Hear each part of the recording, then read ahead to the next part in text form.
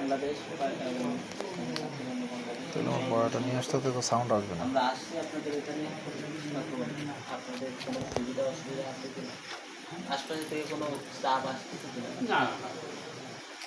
না, আমাদের এমনি কোনো চাপ নাই, কিন্তু তারপরে ওই মানে সবাই গ্রামে দেখলাম যে ওই হিন্দু যারা আছে তারা প্রত্যেক গ্রামে এখন দেখলাম সবাই ইয়ে করতেছে, আমরা যাতে এটা কিছু চিহ্নিত দুষ্কৃতিকারী এই অঘটনগুলো সারা বাংলাদেশে ঘটাচ্ছে, ঘটায় বিদেশের কাছে আমাদের ভাবমূর্তি নষ্ট করতেছে আর কি। এবং সেই কোনো কারণেই দুষ্কৃতি আমাদের কেন্দ্রে বসে নাই, সেটা খেয়াল রাখতে হবে, আমাদের সবসময় সজাগ থাকতে হবে। তখন এই জন্য এই কারণে আমাদের আমি ইসলামী আন্দোলন বাংলাদেশের আমি পীর সাহেব চরমনায়ের পক্ষ থেকে সারা দেশব্যাপী প্রত্যেক আপনাদের এই ধর্মীয় যে সমস্ত ইয়ে আছে সবগুলো আছে আপনার পাহারাদার বসাইছে, আপনারা ফেসবুকে দেখেন সারা বাংলাদেশে।